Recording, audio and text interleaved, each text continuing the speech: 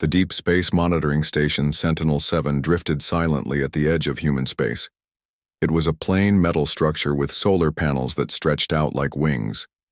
Inside, Commander Susan Miller stared at the main screen, her eyes tired. After 15 years of seeing mostly empty space on the monitors, Susan was tall with short brown hair that was starting to turn gray. Her blue uniform had the gold bars of a commander on the shoulders. She had volunteered for this assignment because she liked the quiet. Most days nothing happened except for small space rocks passing by or changes in nearby stars. That was fine with her.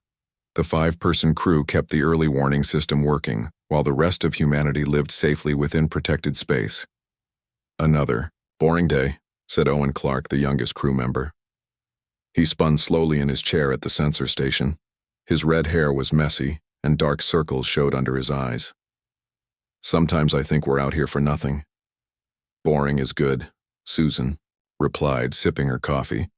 Boring means everyone back home is safe. The station was built to detect threats. It watched for alien signals, dangerous space objects, or anything else that might harm Earth and its colonies. Susan and her crew were the watchers in the night, making sure humanity slept peacefully. Judy Patel, their science officer, looked up from her station. Her dark eyes narrowed as she adjusted something on her screen. Commander, I'm picking up something strange. Susan walked over, suddenly alert. What kind of strange?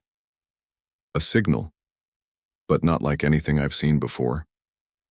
Judy's fingers moved quickly across her screen. It's using old frequencies we haven't used in 100 years. But the coding, it's definitely human military grade. Daniel Harris, the communications specialist, joined them. He was a quiet man with glasses and a serious face. Let me see. He studied the signal, then shook his head. This doesn't make sense. It's both alien and human at the same time, like someone mixed them together. Susan felt a chill run down her spine. In 15 years, they had detected many signals. Some were natural space noise. Some were from human ships. A few were from the 3 friendly alien species humans had met, but nothing like this. Can you trace where it's coming from? She asked. Judy nodded. It's from the NGC 4721 system, about 30 light-years from here. That's supposed to be empty, Susan said. We surveyed it 5 years ago. No planets with life, no stations, nothing valuable. Well, something's there now, Daniel said, and it's sending this. He pressed a button and broken words came through the speakers. Humanity's last stand. Time breach. They found us before we found them. Activate Protocol Dark Horizon. The room went silent. Susan felt her heart beating faster. Protocol Dark Horizon. Even with her high security clearance, she had only heard whispers about it. It was a plan for the end of the world. If humanity faced total destruction, they would use their most terrible weapons, ships that could destroy entire star systems. The Annihilation fleet. Could it be fake? Asked Frank Matthews, the station's engineer. He was older than the rest, with gray hair and hands that showed years of hard work. Some kind of trick? Who would know about Dark Horizon to fake it? Susan asked. That's beyond top secret. Daniel was still working with the signal. There's more to it. The signal has time markers, like it's coming from the future. That's impossible, Frank said. Maybe, Susan replied. And maybe not. We've been developing time communication theory for decades. She made her decision. Send a priority alpha message to Alliance Command. Tell them we're forwarding a Dark Horizon alert. Daniel looked pale. Commander, if we do that, they'll activate the Annihilation fleet. Those ships can destroy entire solar systems. I know, Susan said quietly. But if this signal is real, if something is coming that could end humanity, we need those ships. As Daniel sent the message toward Earth, Susan walked to the observation window. The stars looked peaceful and beautiful. She wondered if that would change soon. The next 3 hours were the longest of Susan's career. The crew checked and double-checked. The signal, trying to learn more. It kept repeating the same broken message like a warning playing over and over. Command is responding. Daniel announced finally.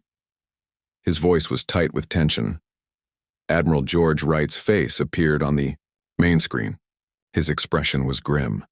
Commander Miller, we've confirmed your signal analysis. Alliance leadership is meeting now to discuss response options.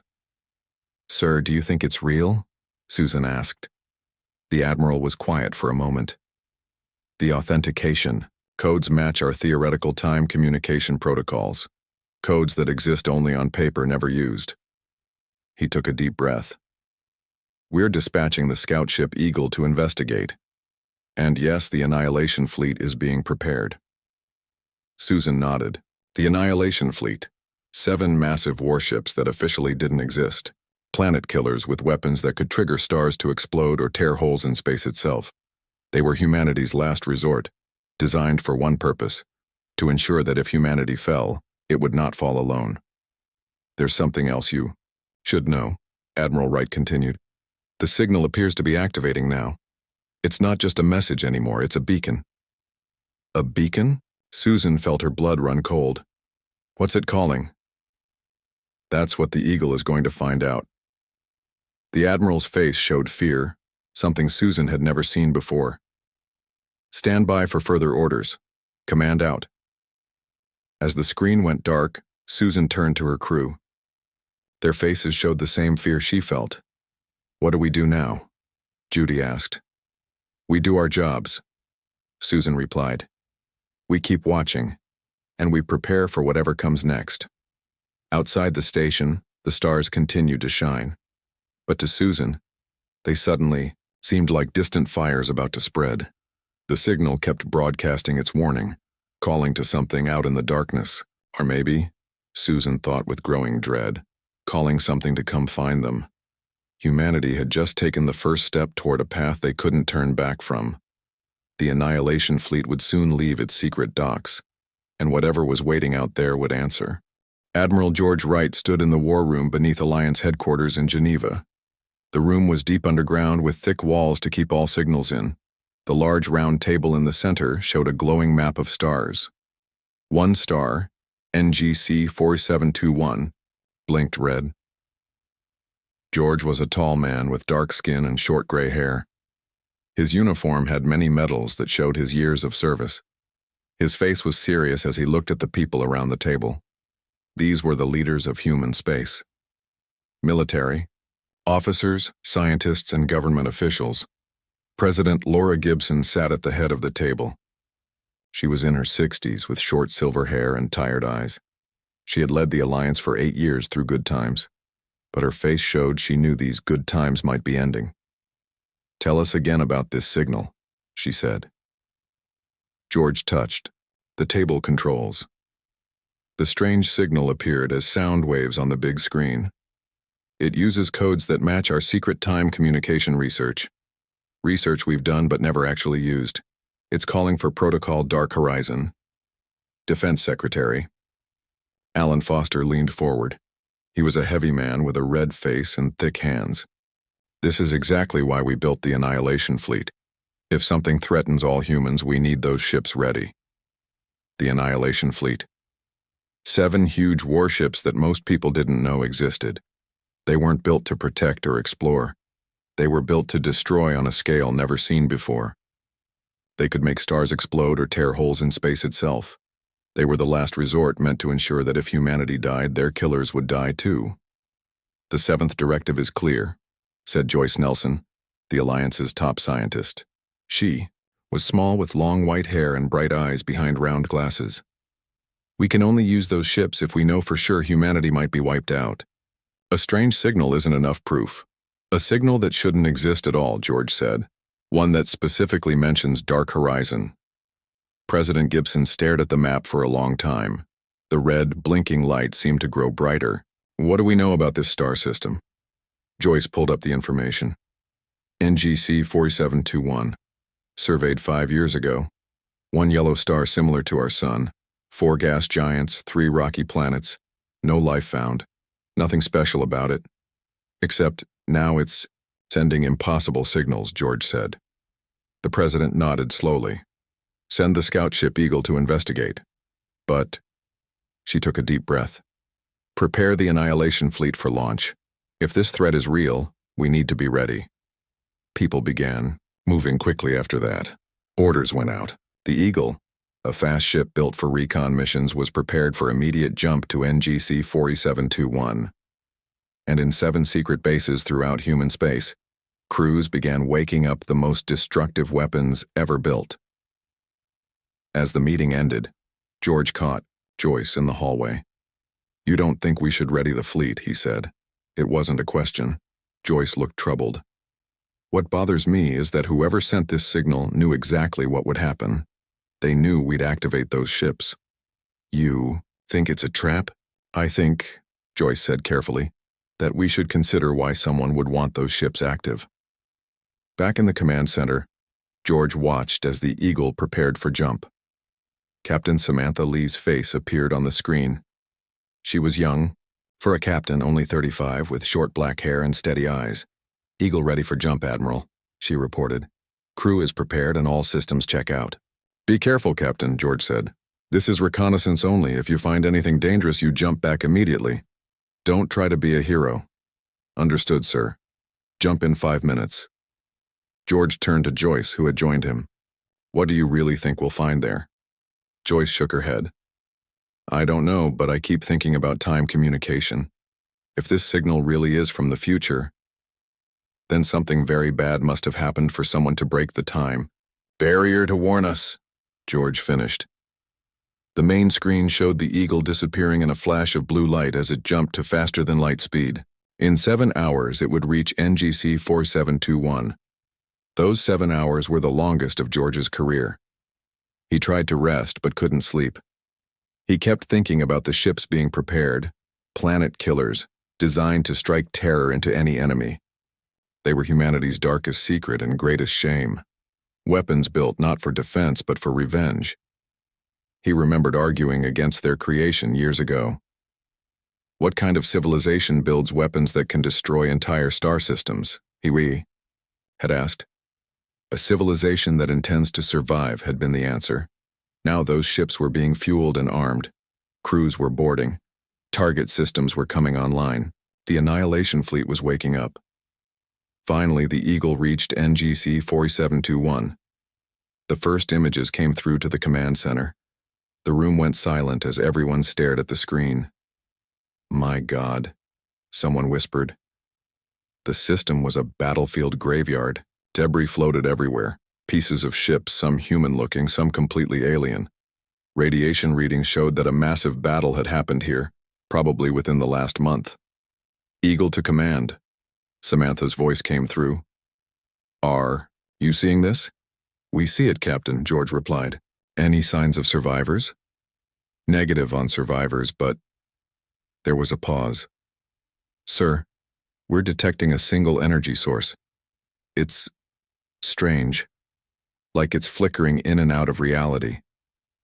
The camera zoomed in on an object floating among the debris. It was a ship, but unlike any human vessel.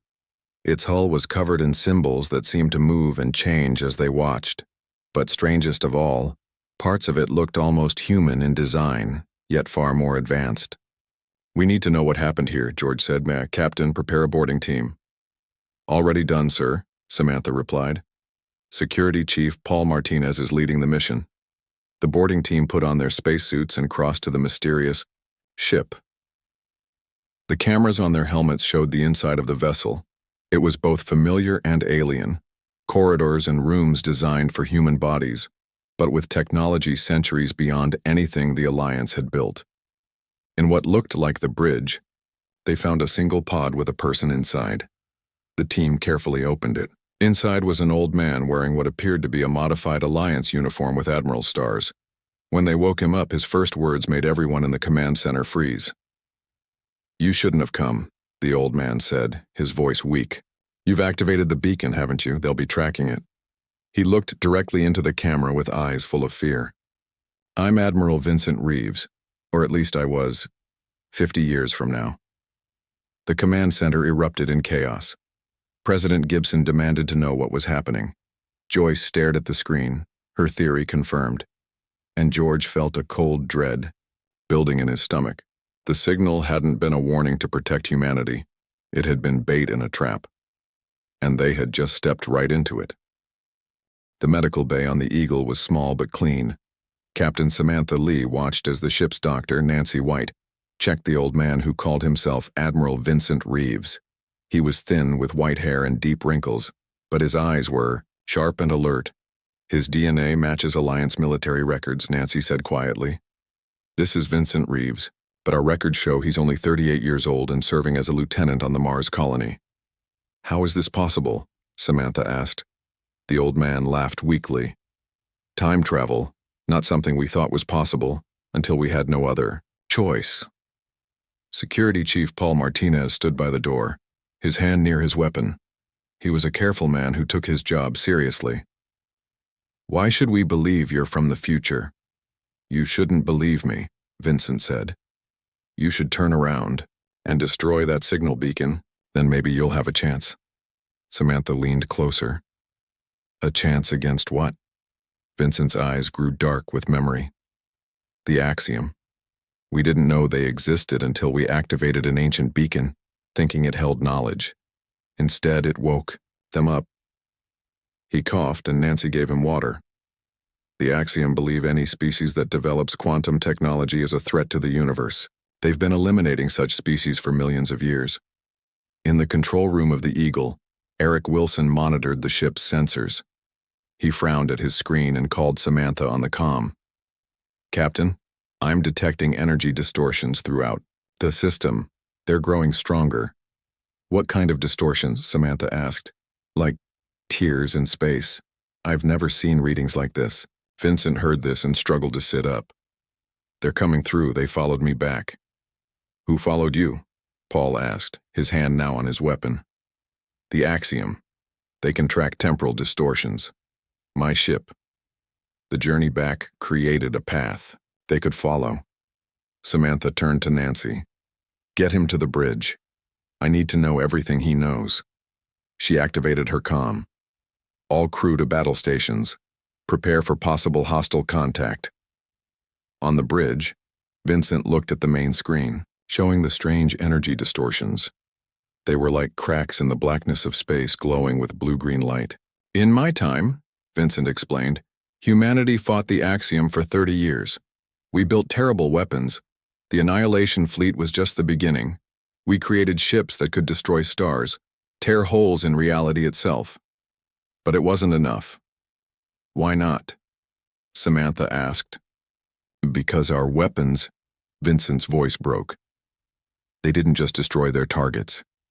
They created rifts in space-time that the axiom used to invade our reality on a scale we couldn't imagine.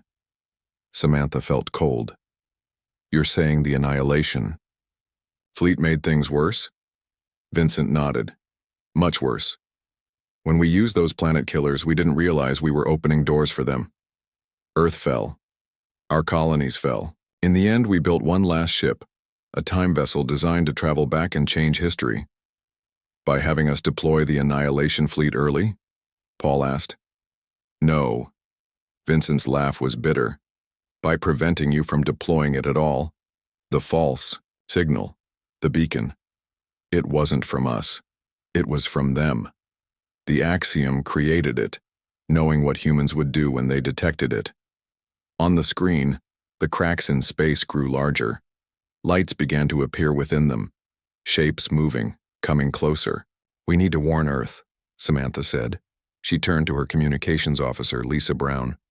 Send everything we've learned to Alliance Command, Priority Alpha. Lisa tried to send the message but shook her head. Something's blocking our signals. Captain. The rifts, Vincent said. They distort all quantum communications. Another reason we lost the war. We couldn't coordinate our forces. Samantha made a quick decision. Prepare to jump back to Earth. We need to deliver this warning in person. But Eric looked up from his station, face pale. Captain, the rifts are forming between us and the jump point. We can't get through without passing close to them. Then that's what we'll do, Samantha said. Full power to engines and shields. The Eagle turned and accelerated toward the jump point that would take them back to Earth. But as they approached the growing rifts in space, Strange energy beams shot out, striking the ship. Shields failing, Eric called. Unknown energy type. More. Beams hit the Eagle and systems began to fail throughout the ship. The lights flickered and emergency power came on.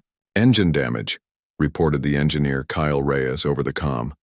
We can't maintain this speed. Something appeared on the screen, objects emerging from the largest rift. They were ships, but like nothing human eyes had seen before.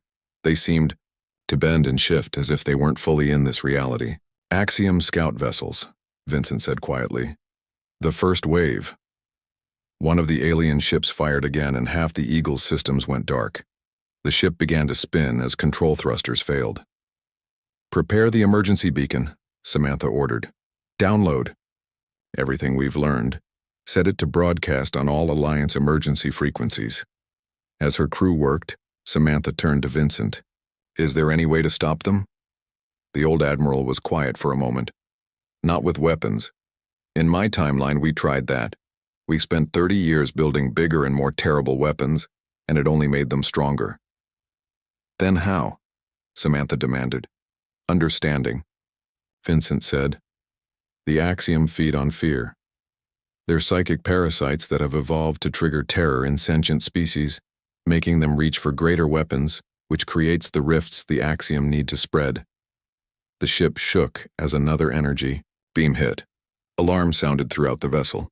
Beacon ready, Captain, Lisa said. Launch it, Samantha ordered.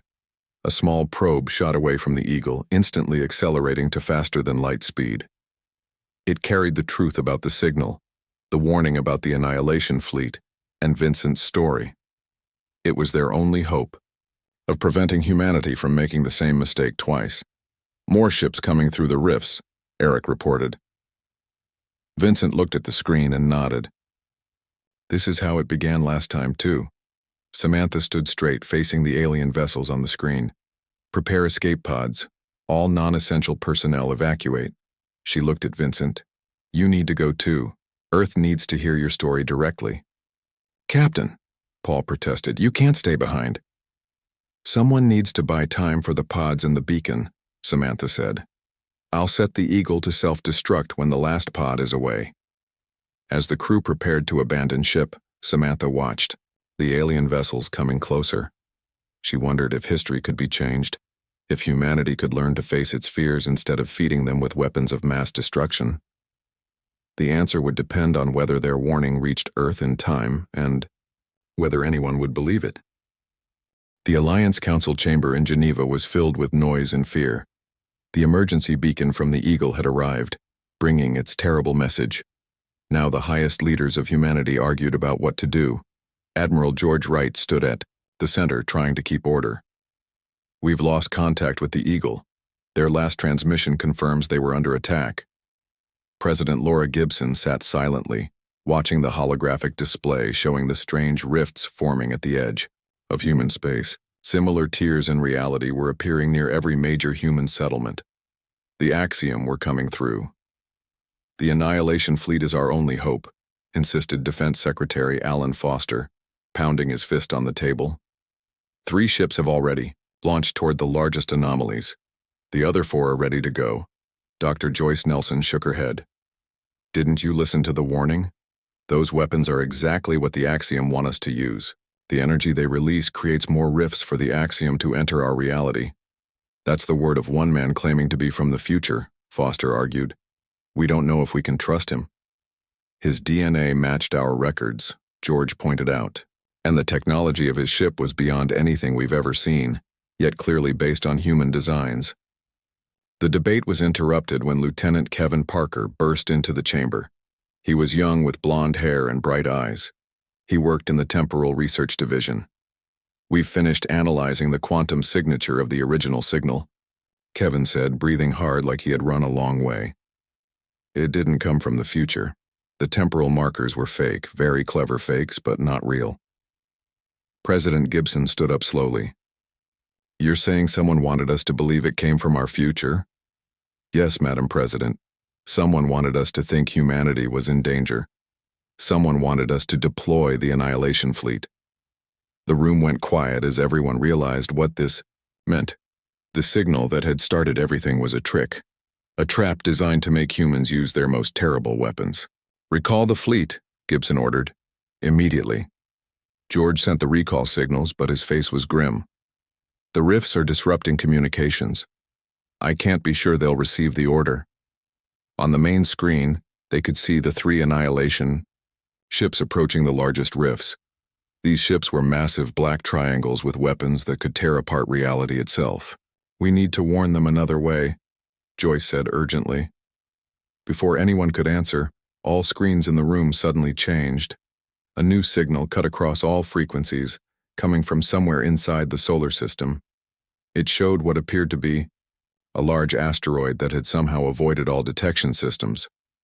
On the screens appeared a face that looked almost human, but was wrong in subtle, disturbing ways. Its skin was too smooth, its eyes too wide, and when it smiled, it had too many teeth. "Thank you for your assistance," the being said in perfect English. Its voice was like honey with broken glass mixed in. "The doors are opening. Your Annihilation. Weapons are the keys we have waited millennia for you to forge." Defense Secretary Foster turned pale. "What is this? Who are you?" "We are the Axiom," the being replied. "We have watched your kind for centuries, guiding your development from the shadows. Such delicious irony that your own fear of extinction becomes its instrument." President Gibson stepped forward. "Stop our ships. Call off this attack." The Axiom. Being's smile grew wider. "We cannot stop what you yourselves have started. Your weapons call to the void, the rifts grow. Soon our full forces will arrive." On another screen, they could see the first Annihilation ship preparing to fire at a rift. The massive weapon on its front began to glow with terrible energy. "Don't do it," Joyce whispered. "Please don't." Too late. The weapon fired. A beam of pure destruction aimed at the rift. But instead of closing it, the rift grew larger, pulsing with strange light. More Axiom ships began to pour through. "It's happening exactly as Vincent warned," George said. The Axiom being laughed. "Your weapons feed us. Your fear strengthens us. This is why we created the false signal, to make you reach for your deadliest tools." "Shut down all communications with the ships," President Gibson ordered. "Try to stop the other 2 before they fire." Communications officers worked frantically, but the alien being just smiled. "Your primitive attempts to stop the process are useless. The chain reaction has begun." The second Annihilation ship fired at another rift with the same result. The tear in space grew larger, allowing more Axiom vessels to enter human space. "There, appearing everywhere," someone reported. "Near Earth, Mars, all the colonies. The Axiom being's face filled all screens now. For millennia, we have harvested species like yours. Those who reach for weapons instead of understanding. Those who feed fear rather than overcome it." In the midst of this chaos, Joyce Nelson was thinking hard. If weapons couldn't stop the Axiom, if they actually made them stronger, what could humanity do? She turned to Kevin Parker. "You said the temporal markers on the original signal were fake, but Vincent Reeves was real and his ship had time travel technology." Kevin nodded. "Yes, his technology was genuine. That's how we could tell the signal was fake, by comparing it to the quantum signature from his vessel." Joyce's eyes lit up with sudden understanding. "The Axiom wanted us to use the Annihilation fleet because those weapons create rifts. But what if we used Vincent's time technology for something else entirely?" She rushed to the president's side. "Madam President, I need access to Project Beacon." Gibson looked surprised. "The communication system? What good will that do against these creatures?" "Vincent said the Axiom feed on fear. They manipulate us through division and terror," Joyce explained quickly. "Beacon could let us unite humanity's consciousness, not to fight but to understand." President Gibson hesitated only a moment. "Do it." As the Axiom ships spread throughout human space, Joyce and Kevin rushed to a secret facility beneath the lunar surface. It housed Project Beacon, not a weapon, but the most sophisticated communication system ever built. While military leaders had secretly built ships of destruction, civilian scientists had constructed something more powerful, a quantum network capable of connecting every human mind. The axiom exploit our fears, Joyce told the scientists there. They manipulate us into building weapons that open doors for them. But there's one thing they might not understand: unity. As the third Annihilation ship prepared to fire, Joyce activated Project Beacon. Across human settlements, people suddenly felt a new presence in their minds, not controlling them, but connecting them. They could share thoughts, feelings, and knowledge instantly. Through this connection, humanity began to understand the truth. The axiom weren't just invaders from outside reality. They were parasites that fed on fear itself. And as this understanding spread from mind to mind, something unexpected began to happen to the rifts in space. Dr. Joyce Nelson stood in the control room of Project Beacon, watching as the system came fully online. The walls were covered with screens showing the spread of the connection across human space. On Earth, Mars, the moon colonies, and every outpost, people suddenly felt linked to each other in a way never before possible. "It's working," Kevin Parker said, his eyes wide with wonder. "The quantum field is stable." Project Beacon was not a weapon. It was a communication system designed to connect human minds across vast distances, not controlling them, but allowing thoughts, emotions, and knowledge to flow freely between people who chose to join. Joyce watched the main screen showing the rifts in space and the axiom ships coming through. 3 of the Annihilation fleet vessels had already fired their weapons, making the rifts bigger instead of closing them. "Will this be enough?" Kevin asked. "I don't know," Joyce admitted. "But Vincent said the axiom feed on fear. If we can help people understand what's happening, maybe we can stop feeding them." Across human space, people began to share what they knew. Scientists shared their understanding of the rifts. Military personnel shared what they had seen of the axiom ships. Regular people shared their fears, but also their hope. A collective intelligence formed, greater than any single mind. Through this connection, humanity realized the truth. The axiom weren't invaders from outside reality, but parasites that had evolved to feed on the terror of sentient species. The more a species feared extinction and built bigger weapons, the stronger the axiom became. In the Alliance Council chamber, President Gibson felt the connection forming in her mind. She saw the truth about the axiom, and she made a decision. "Send the order to all remaining Annihilation ships," she said to Admiral Wright. "Power down all weapons." "But Madam President," the Defense Secretary protested, "we can't just surrender." "We're not surrendering," Gibson said. "We're stopping what the axiom want us to do." The order went out. The 4 remaining Annihilation ships powered down their weapon systems. The rifts had stopped growing, but the axiom ships that had already entered human space were still a threat. On the screens, the axiom leader's face appeared again. But something was different. It looked confused, almost worried. "What are you doing?" it demanded. "Why do you not fight? Why do you not fear us?" Through the Beacon connection, President Gibson addressed all of humanity and the axiom at the same time. "We understand now. You need our fear to survive. You need us to use weapons that tear reality, creating paths for you to enter our world. We won't do that anymore." For thousands of years, the axiom had followed the same pattern. They would find a developing species, plant the seeds of fear, guide them to build weapons that damaged the fabric of reality, then feed on their terror as they invaded through the rifts. It had never failed before. But now, faced with a united human consciousness that understood their nature, they found their power weakening. Vincent Reeves, who had escaped the Eagle in a small pod, arrived at the lunar base. He walked into the Beacon control room, looking around in amazement. "We never thought of this," he said. "In my timeline, we just kept building bigger weapons, feeding their power." On the screens, they could see something happening to the rifts in space. Without the energy of fear to sustain them, they were beginning to close.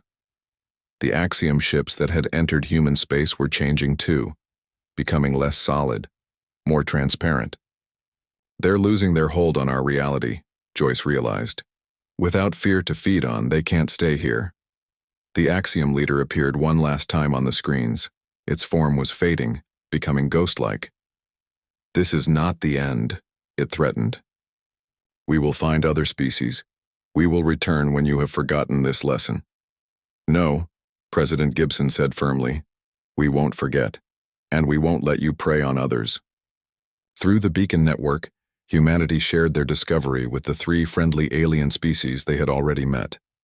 The knowledge of the Axiom's nature and how to resist them spread beyond Earth, becoming a shield against future attacks. The rifts closed one by one. The Axiom ships disappeared, pushed back to whatever strange reality they had come from. The danger had passed, at least for now. In the days that followed, humanity faced a choice. The Annihilation fleet, those terrible weapons that had nearly doomed them, still existed. The Beacon Network, which had saved them, offered possibilities never before imagined. Admiral Wright met with President Gibson and Joyce Nelson in the quiet of the President's office. "What do we do with the ships?" he asked. Gibson looked to Joyce, who had been studying Vincent's time ship technology. "We have an opportunity here," Joyce said. "The same energy that powers those terrible weapons could be used differently. Instead of tearing reality apart, it could help connect us to other worlds, other species. You want to turn planet killers into exploration vessels?" Wright asked. "Not just exploration," Joyce said. "Connection. The Beacon Network could be expanded, adapted to allow communication with other species, understanding instead of fear." President Gibson nodded slowly. The signal that nearly doomed us could become the foundation of something better. They decided to dismantle the Annihilation fleet. Its technology would be repurposed to strengthen the connection between human worlds and to reach out to other species. The Beacon Network would remain, allowing humans to share knowledge and solve problems together. Vincent Reeves, the man from a future that would now never exist, chose to stay in this new timeline. His knowledge of time travel technology and the Axiom would help humanity prepare for any future threats. As he stood on the observation deck of the lunar base, looking out at the Earth shining blue and green against the blackness of space, Vincent felt something he hadn't experienced in decades: hope. The emergency signal had summoned humanity's annihilation ships, as the Axiom had planned. But it had also revealed humanity's true strength, not the power to destroy, but the courage to understand. In the vastness of space, other species would eventually encounter the same choice humanity had faced. And thanks to the Beacon Network, spreading the truth about the Axiom, many would choose understanding over fear, connection over destruction. The signal that had nearly ended humanity had instead begun its greatest transformation.